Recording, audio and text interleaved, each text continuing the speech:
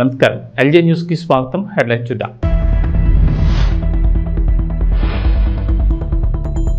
వాడవాడల స్వాతంత్ర దినోత్సవ వేడుకలు, దేశవ్యాప్తంగా మిన్నంటిన సంబరాలు.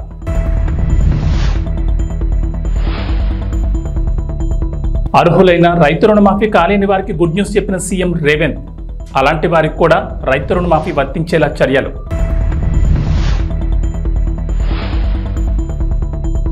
స్వాతంత్ర దినోత్సవ వేడుకల్లో జాతీయ జెండాను ఆవిష్కరించిన ముఖ్యమంత్రి చంద్రబాబు.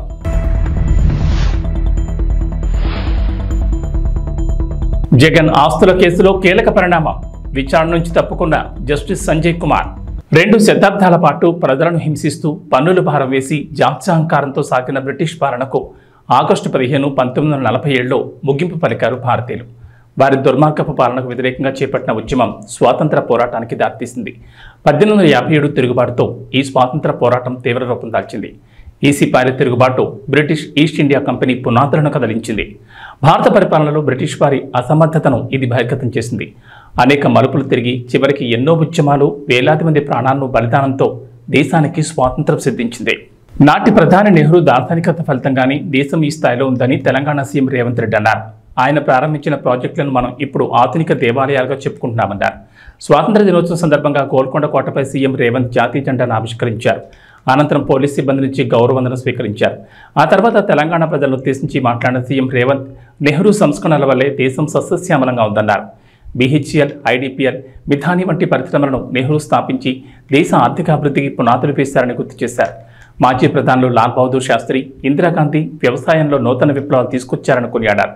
కాంగ్రెస్ దేశానికి చేసిన సేవలకు ఇవి కొన్ని ఉదాహరణలే అని చెప్పుకొచ్చారు. ప్రపంచ చరిత్రలోని అహింసని ఆయుధంగా మలిచేసిన మహాసంగ్రామం మన దేశ స్వాతంత్ర పోరాటం అన్నారు. ఇటీవల తాను అమెరికా పర్యటనలో భాగంగా ప్రపంచ బ్యాంక్ అధ్యక్షుడితో సమావేశమైనట్లు వెల్లడించారు. తక్కువ వడ్డీకే రుణాలు ఇచ్చేందుకు ప్రపంచ బ్యాంక్ అంగీకరించిందని తెలిపారు. గత బీఆర్ఎస్ ప్రభుత్వం మాదిరిగా అధిక వడ్డీలకు అప్పులు తెచ్చి ప్రజలను ఎత్తిన భారం వేయిపోమని తెలిపారు.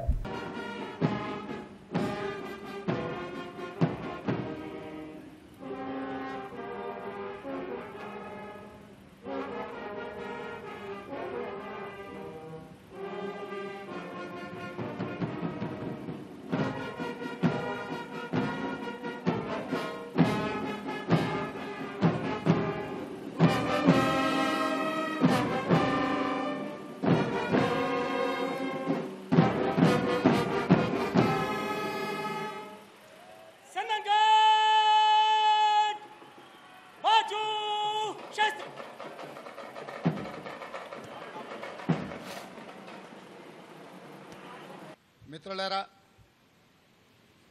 భారతదేశ ప్రజలందరికీ స్వతంత్ర దినోత్సవ శుభాకాంక్షలు.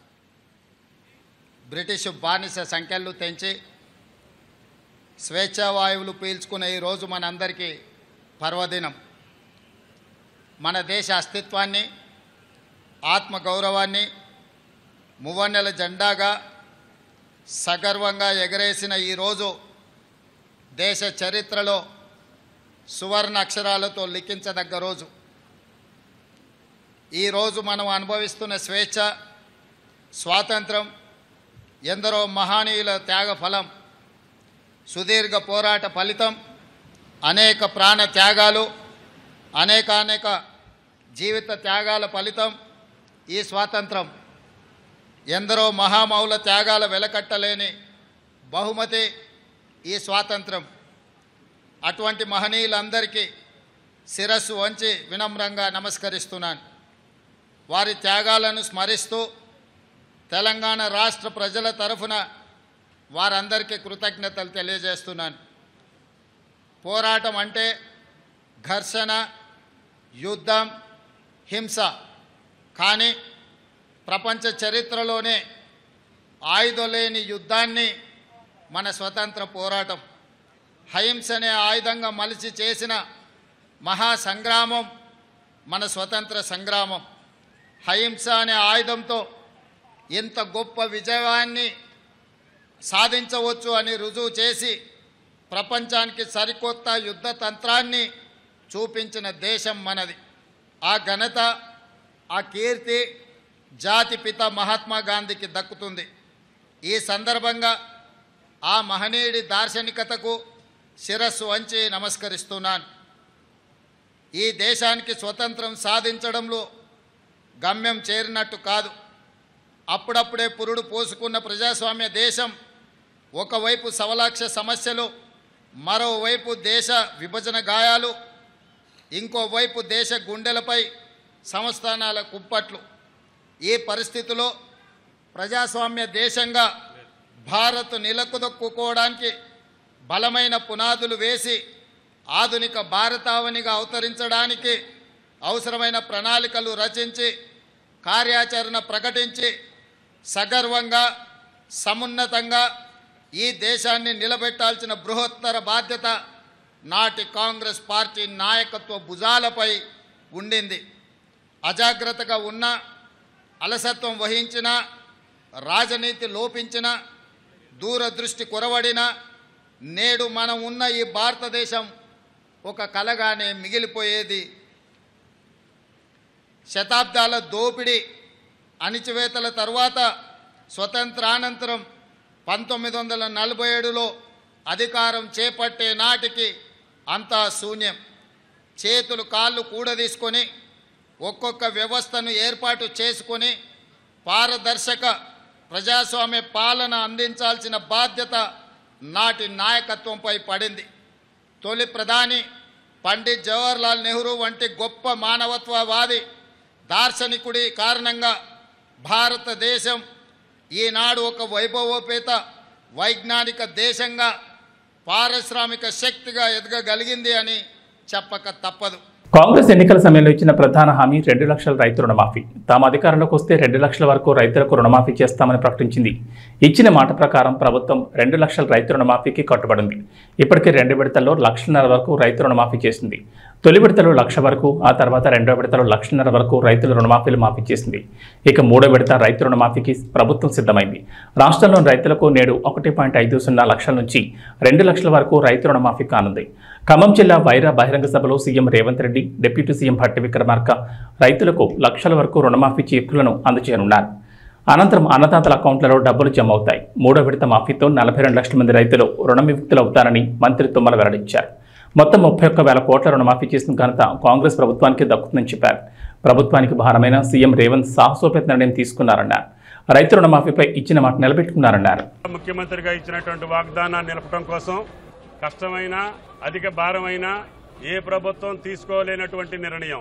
కాబట్టి రైతుల పండగ, రాష్ట్ర పండగ వీళ్ళు ఎట్లాగూ చేయలేరని చెప్పి భావించారు. చేసేసరికి వాళ్ళకి గొంతుకులో ఎలక్కాయబడింది. ఏం చేయాలో తెలియక వాళ్ళకి రాలేదు, వీళ్ళకి రాలేదు, ఆడికి పోలేదు, ఈడికి పోలేదని ఇంకా పూర్తే కాల. 9 నెలలు అయిందా ఈ ప్రభుత్వం వచ్చి? కాలేదా? మరి కాకుండా బిడ్డ పుట్టాలంటారు వాళ్ళు. మేమేం చేసాం? అయినా సరే ఆ చిల్లర రాజకీయాలు మేము తెచ్చుకోలేదు. ఆ చేతగాని వాగ్దానాలు చేసి రైతులను మోసం చేసినటువంటి పార్టీల యొక్క కార్యక్రమం మాకు అవసరం లేదు. ఆంధ్రప్రదేశ్ ముఖ్యమంత్రి నారా చంద్రబాబు నాయుడు విజయవాడలోని ఇందిరాగాంధీ మున్సిపల్ స్టేడియంలో నిర్వహించిన స్వాతంత్ర దినోత్సవ వేడుకల్లో పాల్గొన్నారు. జాతీయ పతాకాన్ని ఆవిష్కరించి అనంతరం పోలీసుల నుంచి సీఎం గౌరవవందనం స్వీకరించారు. గత ప్రభుత్వం 5 ఏళ్ల పాలనలో దెబ్బతిన్న ఆంధ్రప్రదేశ్ బ్రాండ్ను తిరిగి పొందేందుకు చర్యలు తీసుకుంటామన్నారు. చంద్రబాబు గత 5 ఏళ్లుగా రాష్ట్రంలో ప్రజలు కోల్పోయిన స్వేచ్ఛను అందించేందుకు కట్టుబడున్నామని, ప్రజలకు ఉపయోగపడే విధానాలు రూపొందిస్తున్నామని అన్నారు. గత ప్రభుత్వం నిర్వీర్యం చేసిన శాఖల్ని పునరుద్ధరిస్తున్నామని, సంక్షేమం, అభివృద్ధి 2 కళ్లుగా పాలనకు శ్రీకారం చుట్టామన్నారు. 100 రోజుల ప్రణాళిక టార్గెట్గా అన్ని శాఖల్లో సమీక్షలు చేస్తున్నామన్నారు. ఉమ్మడి రాష్ట్ర విభజనతో ఏర్పడిన నవ్యాంధ్రకు రాజధాని కూడా లేని పరిస్థితిలో పాలన ప్రారంభించామని గుర్తు చేశారు. అలాంటి క్లిష్ట పరిస్థితి నుంచి ప్రభుత్వాన్ని పట్టాలెక్కించామని, తమకున్న అనుభవం, ప్రజల సహకారంతో కొద్ది కాలంలోనే నిలదొక్కుకోగలిగామన్నారు. 2014-19 మధ్య 120కి పైగా సంక్షేమ పథకాలతో ప్రజల జీవన ప్రమాణాలు మెరుగుపరిచామన్నారు. ఆంధ్రప్రదేశ్ ఈజ్ ఆఫ్ డూయింగ్ బిజినెస్లో దేశంలోని మొదటి స్థానంలో నిలిచిందన్నారు. 16 లక్షల కోట్ల పెట్టుబడులకు ఒప్పందాలు చేసుకుని దేశం దృష్టిని ఆకర్షించామన్నారు చంద్రబాబు. పెట్టుబడులకు ఒప్పందాలు చేసుకుని దేశం దృష్టి ఆకర్షించాం.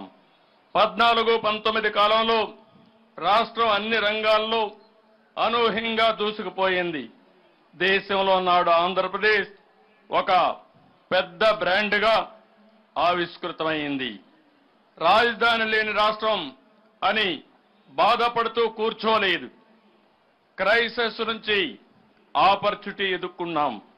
ఆ క్రమంలో రాష్ట్రానికి నడిబొడ్డుగా ఉండే అమరావతి ప్రాంతంలో దేశం గర్వించే రాజధానికి శంకుస్థాపన చేసుకున్నాం. ప్రజల సహకారంతో 34,000 ఎకరాల భూసేకరణ చేసి ప్రపంచం చర్చించుకునే డిజైన్లతో సంపద సృష్టించే రాజధాని నిర్మాణాన్ని మొదలుపెట్టాం. మనది వ్యవసాయ ఆధార రాష్ట్రం. రైతు బాగుంటేనే రాష్ట్రం బాగుంటుందని నేను ఎప్పుడూ నమ్ముతాను. అందుకే సాగునీటి రంగానికి అత్యంత ప్రాధాన్యత ఇచ్చి నాడు 5 ఏళ్లలో 68,000 కోట్ల రూపాయలు ఇరిగేషన్పై ఖర్చు చేశాం. రాష్ట్రానికి జీవనాడి అయిన పోలవరం ప్రాజెక్టుకి అత్యంత ప్రాధాన్యత ఇచ్చాం. ఒక యజ్ఞంలా పోలవరాన్ని నాడు పరుగులు పెట్టించి 73% పనులు పూర్తి చేశాం. తెలుగుదేశం ప్రభుత్వం కొనసాగి ఉంటే ఈ పాటికే పోలవరం పూర్తయి ఆ ఫలాలు రాష్ట్రం ప్రజలు పొందేవాళ్లు. 120కి పైగా సంక్షేమ పథకాలు, అభివృద్ధి పథకాలు, శాంతి భద్రతలు, అందరికీ ఉపాధి, పెట్టుబడులు, ఉద్యోగ అవకాశాలతో రాష్ట్రం దూసుకుపోతున్న క్రమంలో 2019లో వచ్చిన ఎన్నికల ఫలితాలు రాష్ట్రాన్ని చీకటిమయం చేశాయి. ఏపీ మాజీ ముఖ్యమంత్రి వైఎస్ జగన్ ఆస్తుల కేసుల విచారణలో కీలక పరిణామం జరిగింది. జగన్ ఆస్తుల కేసులో ప్రమేయం ఉన్న భారతీ సిమెంట్ కార్పొరేషన్, జగతి పబ్లికేషన్స్, విజయసాయిరెడ్డిలకు వ్యతిరేకంగా ఈడీ దాఖలు చేసిన కేసు విచారణ నుంచి జస్టిస్ సంజయ్ కుమార్ తప్పుకున్నారు. గతంలో తెలంగాణ హైకోర్టు జగన్ ఆస్తుల కేసులకు సంబంధించి నమోదైన సిబిఐ కేసుల్లో తీర్పు వెలువడిన తర్వాతే ఈడీ కేసుల్లో తీర్పునివ్వాలని ఆదేశించింది. సిబిఐ ఈడీ కేసులను విడివిడిగా లేదా సమాంతరంగా విచారించిన ఆ పద్ధతిని అనుసరించాలని తెలిపింది. గత ఏడాది మే నెలలో హైకోర్టు తీర్పును ఈడీ సుప్రీంకోర్టులో సవాల్ చేసింది. బుధవారం ఈడీ పిటిషన్లపై సుప్రీంకోర్టులో విచారణ జరగా జస్టిస్ సంజీవ్ ఖన్నా, జస్టిస్ సంజయ్ కుమార్లతో కూడిన ద్విసభ్య ధర్మాసనం ముందుకొచ్చింది. అయితే కేసు ప్రారంభమైన వెంటనే తాను విచారణ నుంచి తప్పుకుంటున్నానని జస్టిస్ సంజయ్ కుమార్ తెలిపారు. ఇరుపక్షాల లాయర్లు వాదనలు వినిపించేందుకు సిద్ధమవగా జస్టిస్ సంజీవ్ కుమార్ లేని ధర్మాసనం ముందు పిటిషన్ను లిస్ట్ చేయనున్నట్లు జస్టిస్ సంజీవ్ ఖన్నా వెల్లడించారు. సెప్టెంబర్ 2 నుంచి మొదలయ్యే వారంలో సీజీఐ ఆదేశాల మేరకు మరో ధర్మాసనం ముందు లిస్ట్ చేయాలని ఆదేశించారు. లోయోలా అకాడమీలో జరిగిన 78 స్వాతంత్ర వేడుకలకు ముఖ్య అతిథిగా మల్కాజ్గిరి పార్లమెంట్ సభ్యుడు ఈటెల రాజేందర్ హాజరయ్యారు. ఈటెల రాజేందర్ జెండా ఎగురవేసిన అనంతరం ఆయన మాట్లాడుతూ డాక్టర్లు, ఇంజనీర్లు అవుదామనే లక్ష్యంతో కాకుండా చదువుకున్న యువత కూడా రాజకీయాలకు వస్తే అవినీతి తగ్గి దేశం మరింత ముందుకు పోయే అవకాశం ఉందన్నారు. కాలేజ్ ఎన్సీసీ విద్యార్థులు పరేడ్ నిర్వహించారు. ఈ పరేడ్ పలువురిని ఆకర్షించింది. ఈ కార్యక్రమానికి వీక్షకులు పెద్ద ఎత్తున హాజరయ్యారు. 78వ స్వాతంత్ర వేడుకల సందర్భంగా మీ అందరికీ శుభాకాంక్షలు. నేను మీ కళ్ళ ముందు 34 సంవత్సరాలుగా ఎదిగిన వాడిని. నేను బయటి వాళ్ళకు కొత్త కావచ్చు కానీ అల్వాల్ వాసులకు మాత్రం నేను పాతవాడిని. ఇక్కడ ఏమీ లేని నాడు ఈ రోడ్ ఎంబడి ఊకే ప్రయాణం చేస్తూ పోయేవాళ్ళం. కాబట్టి ఈ లయోలా అకాడమీ గురించి, మీ సేవల గురించి నాకు క్షుణ్ణంగా తెలుసు. ఎన్ని వేల మందికి గొప్ప సంస్కృతిని, విద్యను, జ్ఞానాన్ని అందించిందో నేను కళ్ళారా చూసినవాడిని. కాబట్టి నేను మీ అందరికీ మళ్ళొకసారి విజ్ఞప్తి చేస్తున్నాను, ఈ పరంపర, ఈ సాంప్రదాయం, ఈ కల్చర్ మరింత గొప్పగా ఎదగాలని చెప్పి మనస్ఫూర్తిగా కోరుకుంటున్నాను. నేను మీకు తెలుసు, ఇవాళ మనం జరుపుకుంటున్నటువంటి ఇండిపెండెన్స్ డే ఇదేదో పండుగ మాత్రమే కాదు. దీని వెనుక అనేక విషాదాలు ఉన్నాయి, త్యాగాలు ఉన్నాయి. నాకు తెలిసి స్వతంత్రం కోసం జరిగినటువంటి ఉద్యమాలలో ఎక్కువ కాలం ఉద్యమాలు జరిగినటువంటి చరిత్ర భారతదేశానికి మాత్రమే ఉంది. మొఘలాయుల కాలం నుంచి మొదలుపెట్టి బ్రిటిషర్స్ వరకు వందల సంవత్సరాల కాలం పాటు మాకు స్వతంత్రం కావాలి, మేము పరిపాలించుకున్నటువంటి సత్తా రావాలని చెప్పి ఎన్ని 100,000 మంది తమ అమూల్యమైన ప్రాణాలను ఈ దేశ విముక్తి కోసం దారబోసిండ్రో అవన్నీ ఇవాళ మరణం వేసుకొని అక్కడ ఉన్నది. లక్షలాది మంది జైళ్ళల్లో మగ్గి చివరికి బయటికి రాక శవాలుగా మారిపోయినటువంటి సందర్భాన్ని మనం చూసినాం. అందువల్ల త్యాగాల పునాదుల మీద ఏర్పడ్డ ఈ భారతదేశ స్వతంత్రం, ఇవాళ మనం అనుభవిస్తున్న స్వేచ్ఛ, మనం అనుభవిస్తున్న స్వతంత్రం, అది అంతమంది త్యాగదళ పుణ్యం వల్ల అనుభవిస్తున్నది తప్ప ఇదేదో ఊరికే వచ్చింది కాదనే విషయం మనం మర్చిపోవద్దు. గుంటూరు జిల్లా పొన్నూరులో రిటైర్డ్ ఆర్మీ వెల్ఫేర్ అసోసియేషన్ ఏర్పాటు చేసిన 78వ స్వాతంత్ర దినోత్సవ వేడుకల్లో పొన్నూరు ఎమ్మెల్యే ధూళిపాటి నరేంద్ర కుమార్ పాల్గొన్నారు. ఈ సందర్భంగా మాట్లాడుతూ దేశానికి సైనికులకు చేసిన సేవతో పోల్చుకుంటే మేము చేసే సేవ చాలా చిన్నదన్నారు. దేశం కోసం పోరాడిన ఆర్మీ సైనికులు పదవి విరమణ అనంతరం ఆర్మీ కుటుంబాల కోసం అసోసియేషన్ ఏర్పాటు చేసి ఆయా కుటుంబాలకు అండగా నిలవడం అభినందనీయమన్నారు. రిటైర్డ్ సైనికులకు ప్రభుత్వం నుంచి అందాల్సిన సంక్షేమ పథకాలు బెనిఫిట్స్లను ప్రభుత్వంతో మాట్లాడి అవి అంతే విధంగా చూస్తానని ఈ సందర్భంగా పట్టణంలోని మున్సిపల్ కార్యాలయం, ఉర్దూ స్కూల్, ఆటో యూనియన్ ఆధ్వర్యంలో చేబ్రోలు మండలంలోని పలు ప్రభుత్వ కార్యాలయాల్లో ఏర్పాటు చేసిన స్వాతంత్ర దినోత్సవ వేడుకల్లో పాల్గొన్నారు.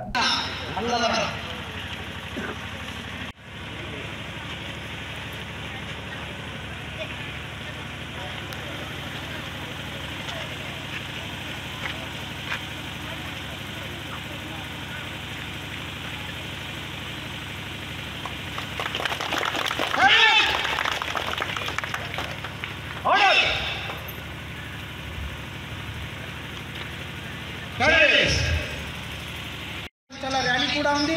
అందరూ కూడా మీ అందరితో పాల్గొనండి. అవకాశం అందరికీ ధన్యవాదాలు తెలుసుకుంటున్నాం. 78వ స్వాతంత్ర దినోత్సవ సందర్భంగా ముఫ్తీ అబ్దుల్లా బేగ్ గారి యొక్క ఆధ్వర్యంలో జమాయత్ ఉలమా పిలుపు మేరకు జాతీయ సమైక్యత ర్యాలీని నిర్వహిస్తా ఉన్న సందర్భంగా దీనిలో పాల్గొన్న ప్రతి ఒక్కరికి పేరు పేరున హృదయపూర్వకమైన శుభాకాంక్షలు. భారతదేశం అంటే విభిన్న మతాలు, కులాలు, సంస్కృతుల మేళవిక మన భారతదేశం. మన భారతదేశంలో ఉన్న మనందరం కూడా మన కులం ఏదైనా, మతం ఏదైనా, ప్రాంతం ఏదైనా, మనందరం కూడా భారతీయులు అనే స్ఫూర్తిని గుర్తు చేసే విధంగా ఇవాళ ఈ ర్యాలీని నిర్వహిస్తున్నందుకు మనస్ఫూర్తిగా అభినందనలు తెలియజేస్తా ఉన్నా. దేశం ఒకటే, జాతి ఒకటే, మనందరం కూడా భారతీయులు అనే స్ఫూర్తిని ప్రజల్లోకి తీసుకువెళ్లే విధంగా ఇవాళ ఈ కార్యక్రమాన్ని నిర్వహిస్తున్నందుకు వారికి మనస్ఫూర్తిగా అభినందనలు తెలియజేస్తూ, అదేవిధంగా ఇక్కడికి వచ్చినప్పుడు మరి ఈ పాఠశాలను చూస్తే చాలా ఆనందంగా కూడా ఉంది. వాళ్ళు ఒక మదర్సా అయినా కూడా అటు అరబిక్తో పాటు ఇంగ్లీష్ కూడా నేర్పించే విధంగా ఇక్కడ పాఠశాలని మదర్సాని నిర్వహిస్తూ ఉన్నారు. చాలా సంతోషం. ఎందుకంటే ఆధునిక సమాజంలో కూడా చదువు అనేది ఎంతో ప్రాధాన్యత నెలకొంటా ఉన్న నేపథ్యం మనం చూస్తూ ఉన్నాం. ఎంతో మందిని మనం చూస్తాం. ఎందుకంటే మరి ఇవాళ ప్రభుత్వం కూడా మీ అందరికీ తెలుసు, స్కిల్ డెవలప్మెంట్ సెంటర్లకు ప్రాధాన్యత ఇవ్వాలి అనే ఉద్దేశంతో ప్రభుత్వం కూడా ఉంది. ఎందుకంటే మనలో ఉన్న విద్య ద్వారా నైపుణ్యత కనుక పెంపొందిస్తే దానివల్ల ఉపాధి అవకాశాలు పెరిగి దానివల్ల మన కుటుంబాల యొక్క జీవనోపాధి కూడా మెరుగైన జీవితం కూడా మనకు వచ్చే అవకాశం ఉంది. కాబట్టి ఈనాడు ప్రభుత్వం కూడా రాష్ట్ర వ్యాప్తంగా ఈ సెన్సెస్ కూడా, స్కిల్ సెన్సెస్ కూడా ప్రభుత్వం తీసుకుంటా ఉంది. ఎంతోమంది యువత ఇక్కడ ఉన్నారు. తప్పనిసరిగా మరి ప్రభుత్వం యొక్క అందించే కార్యక్రమాలు ఏదైనా ఉంటే మనకి ఇక్కడ మన మదర్సాలు అమలు చేసే అవకాశం ఉంటే మాకు తెలియజేయండి.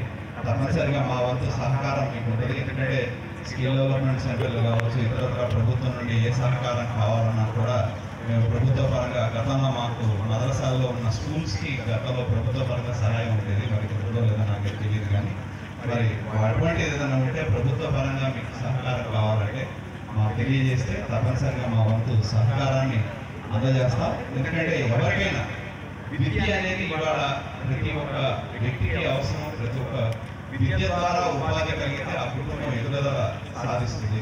ఒక కుటుంబం ఎదిగితే జాతి ఎదుగుతుంది. కాబట్టి దాన్ని దృష్టిలో పెట్టుకుని తప్పనిసరిగా ఒక మంచి స్కూల్ని ఇక్కడ నిర్వహిస్తూ ఉన్నారు. వారికి కావాల్సిన సహాయ సహకారాలు అందిస్తాం. ఈరోజు భారతదేశంలో ఎంతోమంది ఈ స్వాతంత్ర్యం కోసం ప్రాణాలు కోల్పోయారు. దానిలో ఎంతోమంది ఆ కులం లేదు, ఆ మతం లేదు, ప్రతి ఒక్కరు కూడా మనందరి ఏ కులమైనా ఏ మతమైనా రక్తం ఒకటి, రక్తం ఎరువులోనే ఉంటుంది. దానికి కులం లేదు, మతం లేదు. మనందరం కూడా ముందు మనుషుల్లో మనకి మానవీయత అనేది చాలా ముఖ్యం. తోటి వాళ్ళకి సహాయపడటం కానీ, తోటి వాళ్ళకి అవసరమైనప్పుడు మనం అండగా ఉంటాం. మనంతా మనుషులు, మానవ కులం మనందరికీ, మన జాతి భారత జాతి ఆ స్ఫూర్తిని ముందుకు తీసుకెళ్లే విధంగా ఈరోజు ఒక సమతా ర్యాలీని ఈరోజు నిర్వర్తిస్తున్నందుకు వారికి ప్రత్యేకంగా అభినందనలు తెలియజేస్తూ మా వంతు సహాయ సహకారం ఇప్పుడు మీకు ఉంటుందని చెప్పి ఏ క్షణంలో మా వల్ల మీకు సహకారం కావాలి అంటే తెలియజేయండి. మీతో పాటు మేము ఉంటామని చెప్పి తెలియజేస్తూ సెలవు తీసుకుంటాము. మరొకసారి అందరికీ స్వాతంత్ర దినోత్సవ శుభాకాంక్షలు. జై హింద్. పూరి జగన్నాథ్ లైగర్తో పాతాళంలో పడిపోయారు. అలా పడిపోవడం, ఆకాశమంత ఎత్తుకు ఎదగడం పూరికి కొత్త కాదు. రామ్ పూరి కలిసి చేసిన ఇస్మార్ట్ శంకర్ సినిమాకు సీక్వెల్గా డబుల్ ఇస్మార్ట్ అని తీశారు. ఇస్మార్ట్ శంకర్ అయితే మాస్ ఆడియన్స్కు బాగానే ఎక్కేసింది. మరి ఈ డబుల్ ఇస్మార్ట్ కూడా అలానే హిట్ అవుతుందా? పూరి రామ్కి మళ్ళీ బ్లాక్ బస్టర్ వస్తుందా? నిర్మాతగా చార్మి దస్తు తిరుగుతుందా అన్నది చూద్దాం. ఇక కథ విధానానికి వస్తే బిగ్ బుల్ సంజయ్ దత్ తనకు బ్రెయిన్ ట్యూమర్ ఉండడంతో 3 నెలల్లో చనిపోతానని తెలుసుకుంటాడు. తాను చిరకాలం బతకాలను కోరుకునడం, బిగ్ గోల్తో బతకాలని అనుకుంటాడు. దీనికోసం తన మెమొరీ ట్రాన్స్ఫర్మేషన్ కోసం ప్రయత్నాలు మొదలు పెడతాడు. ఇస్మార్ట్ శంకర్ రామ్ పోతినేనికి ఆల్రెడీ మెమొరీ ట్రాన్స్ఫర్మేషన్ సక్సెస్ అయిందని, అతనిలో తన మెమొరీస్ చొప్పించాలని ఇస్మార్ట్ శంకర్ రూపంలో తాను మళ్ళీ బతకాలను కోరుకుంటాడు. దీంతో ఇస్మార్ట్ శంకర్ కోసం తన గ్యాంగ్ని దింపుతాడు. ఇస్మార్ట్ శంకర్ సైతం బిగ్ బుల్ మనీని కొల్లగొడుతూ ఉంటారు. ఈ క్రమంలో జన్నత్ కావ్య తాపర్ కూడా ఇస్మార్ట్ శంకర్తో చేతులు కలుపుతుంది. ఇస్మార్ట్ శంకర్ సైతం తన టార్గెట్ బిగ్ బుల్ అని చెప్తూ ఉంటాడు. ఇస్మార్ట్ శంకర్కి మెమొరీ ట్రాన్స్ఫర్మేషన్ చేసేందుకు బిగ్ బుల్ చేసిన ప్రయత్నాలేంటి, ఆ ట్రాన్స్ఫర్మేషన్ జరిగిన తర్వాత ఏర్పడిన పరిణామాలేంటి, బిగ్ బుల్ని పట్టుకునేందుకు రా ఏం చేసింది, ఈ కథలో జన్నత్ పాత్ర ఏంటి, పోచమ్మ క్యారెక్టర్ కొన్న ఇంపార్టెన్స్ ఏంటి, చివరికి ఏం జరుగుతుందా అన్నది తెరపై చూడాల్సిందే. ఇక వాతావరణ విషయానికి వస్తే తెలంగాణకు హైదరాబాద్ వాతావరణ కేంద్ర అధికారులు రెయిన్ అలర్ట్ జారీ చేశారు. రాష్ట్రంలో ఇవాళ కూడా భారీ వర్షాలకు ఛాన్స్ ఉందని చెప్పారు. ఉరుములు మెరుపులతో పాటుగా గంటకు 30 నుంచి 40 కిలోమీటర్ల వేగంతో బలమైన ఈదురుగాలులు వీచే అవకాశం ఉందని వెల్లడించారు.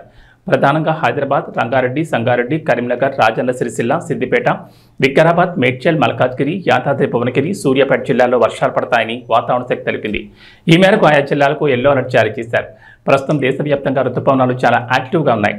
దీంతో పలు రాష్ట్రాల్లో భారీ నుంచి అతి భారీ వర్షాలు కురుస్తున్నాయి. రుతుపవన ద్రోణి ప్రభావం వల్ల మరో 2 రోజుల పాటు తెలుగు రాష్ట్రాల్లో వర్షాలు కురిసే అవకాశం ఉందని భారత వాతావరణ శాఖ తెలిపింది. తెలుగు రాష్ట్రాల్లో గత 4 రోజులుగా కురుస్తున్న భారీ వర్షాల వల్ల ప్రజలు తీవ్ర ఆందోళనకు గురవుతున్నారు. తెలంగాణలోని వాగులు, వంకలు పొంగి పొర్లుతున్నాయి. జలాశయాలు, ప్రాజెక్టులు నిండుకుండలా మారాయి. దాదాపు 2 ఏళ్ల తర్వాత శ్రీశైలం, నాగార్జున సాగర్ ప్రాజెక్టు గేట్లను పైకెత్తి నీటిని కిందికి విడుదల చేశారు. ఏబీ బులెటిన్ విశేషాలు. నమస్కారం.